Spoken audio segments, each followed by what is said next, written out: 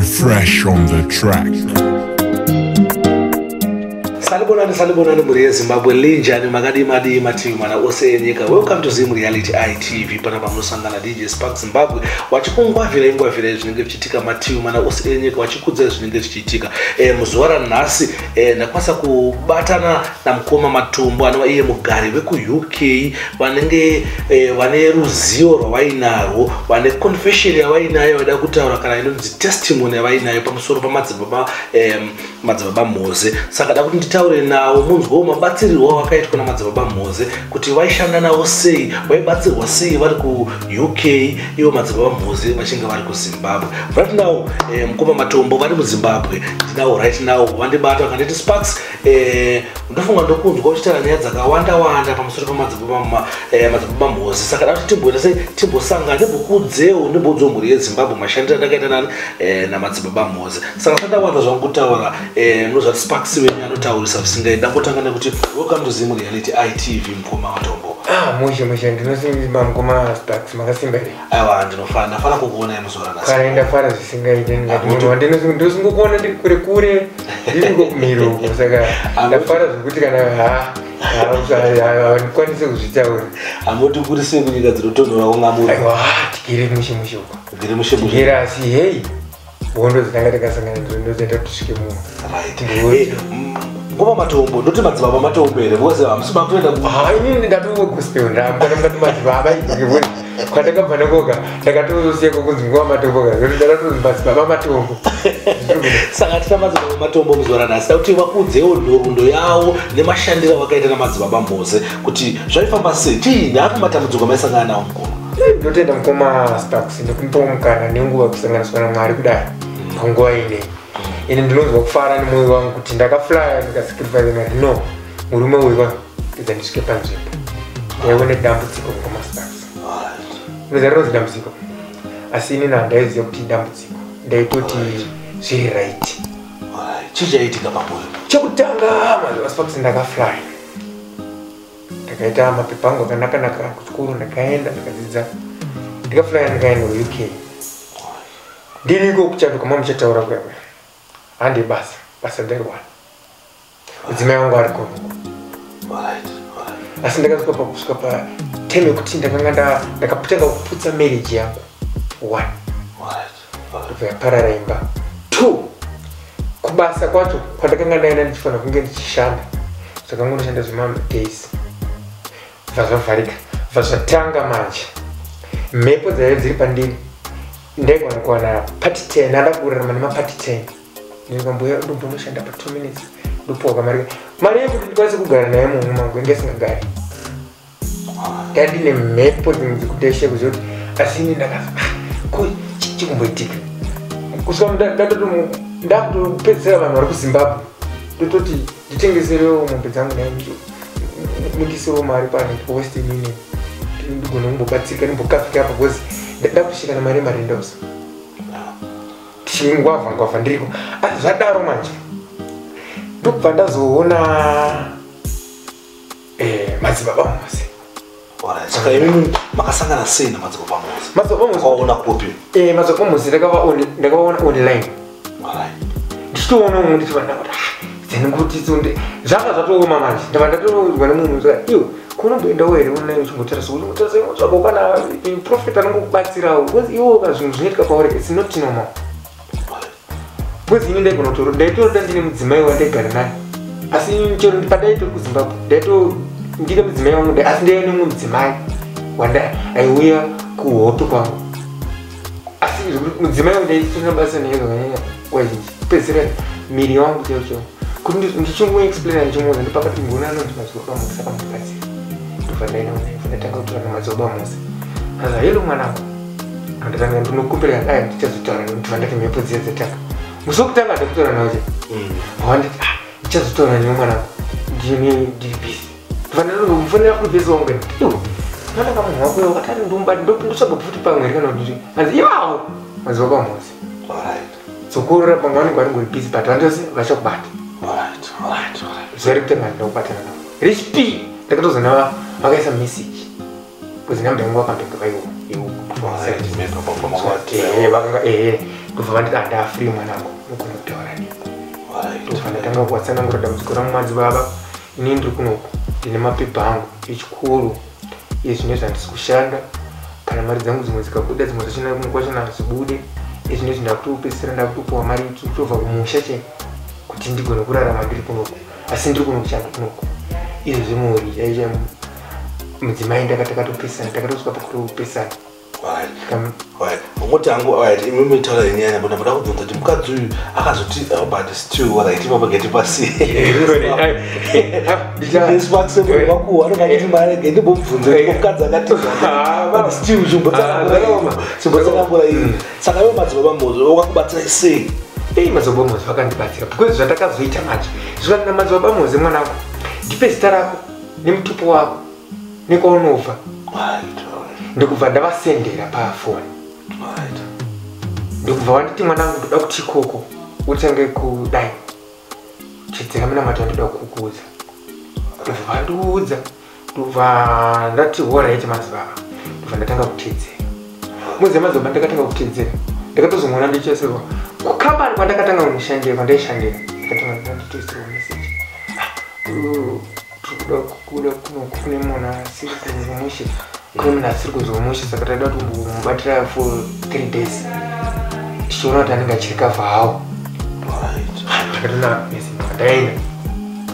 vandatoudza mazomari ndoenda here kuya kwandakambokushanda ndikwandaitoshanda asi vandisira meseji svikana mazabai iwe enda chidzera usamire munamati yanda kutaurira kuno kunda kutokubatsira saka zvadaro mazaba nditi mwanangu enda kubasa munamato usamire ramba uchiendera mberi nemunamato ndobva ndateedzera ndobva ndaenda vandatosvikusvika kubasa vanzvanzvimbo wachandira unovaziva ndiwe chaiva right nyambisirwa ndaurauza kuti mukomana uya uyu haana kunge ataura pakamani kuti haachada basa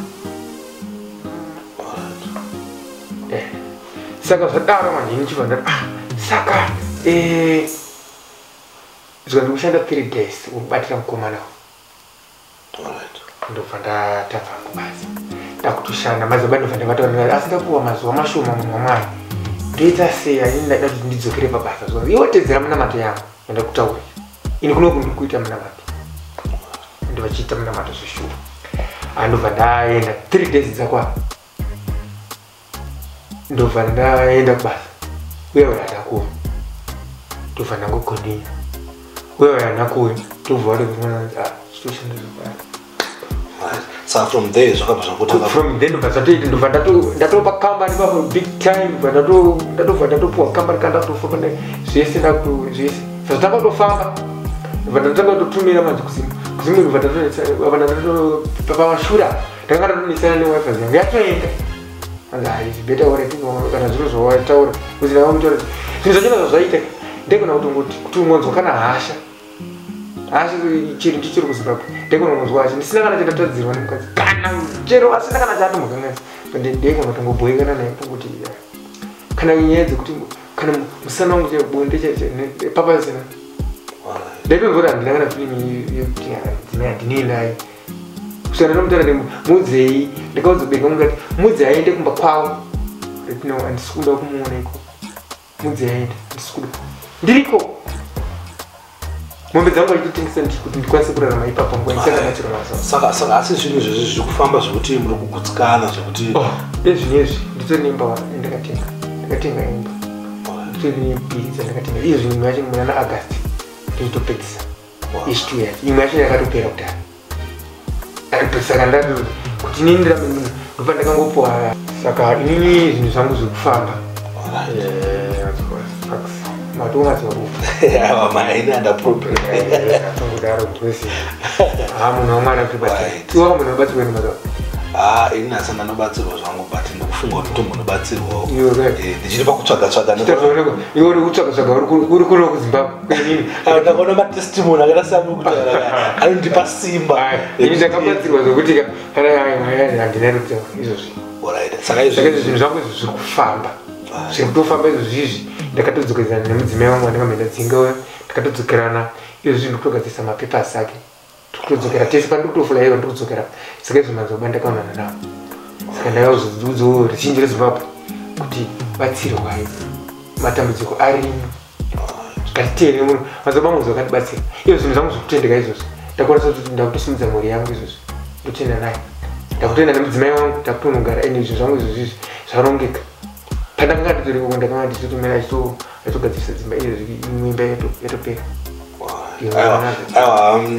ndafara kutaura nemi mudhara kuchipo mhuri yezimbabwe zvamakasanganawo nazvo zvoita kuti samutaimes pachinge paine ngoma nedambudziko rainaro anobatsirikawo achizoti mayanhingina nhingiyo yavakambobatsirikawo nematambudziko akadai amaita basa mudhara nekuti visitewo panapa pazimu reality itv mukaiva makataura nesu takaziva zvakawandisa mhuri yezimbabwe nofunga mangozvinzwira mega I think zvakakosha kuti pamunenge paine mumwe munhu anongonanga achida kuzobatsirwa namadzibaba mhoze saka ndichakusiyirai nhamba dzawo kuitira kuti namene tichidzinyora paskrini pesa pandichadzitaura futi nemuromo wangu kuitira kuti vanobata ubva watodzibata kana pachinge paine dambudziko ane problem anongoyaita se anongovabata then kana pachinge paine mumwe akabatsirwa namadzibaba mhozi anondibata futi then toyo tauro nevanhu udza vanhu dambudziko rake sematauriro aita mukoma panapo kuti wakasangana madzibaba mhozi wakabatsirwa so kana pachinge paine mwabatsirwa namadzibaba mhozi ari free kundibata kuitira kuti auyewo ataure panapa pazimu reality itv kuita kuti vamwe wabatsirikana saka nhamba dzamadzibaba akadzidora tadzitaura panapa kuita kuti zive pachena kuti munhu wese akwanisa tese akwanisa kubatsirikana nhamba dzavo dzemacodes dzinoti 0774 797 ndidzokorudze futi ipo papo pamacodes kana muchida kuvafonera munavabata idzo pa 0774 797 ndopo vanobatireva kune vanoda kubata madzibaba mhozi pawhatsapp nhamba dzavo ndichadzitaura futi dzinoti idzo 0778 02 0092 apa yadzojekeba panhamba apo kuita kuti musazonotextire vanhu vasiriwo because makatextira vanhu vasiriwo munowana help futi isiriwo saka dzepawhatsapp 0778 02 0092 munovabata ipapo vakasununguka ndomunzwa vamwe vanhu vanombovabata vachiti vanonoka kupindura vanonoka kupindura because mabasa vanenge vainawo but vanoresponda chete ndo zvandinoziva izvozvozvo vanoresponda mwana wese anenge anyase avasendera message ndo zvangandinazvo muzuva ranhasi pazimu reality itv pachirongwa chandinacho chemaconfession because ndakaona kuti ndakasaunza chirongwa chakaita kunge ichi vanhu vachitaura vanenge vabatsirwa ndichingoti vana maproblem batsirwa ina madzibaba vana maproblem batsirwa ina madzibaba zvinoita problem because vamwe vanodhinda nekuona vamwe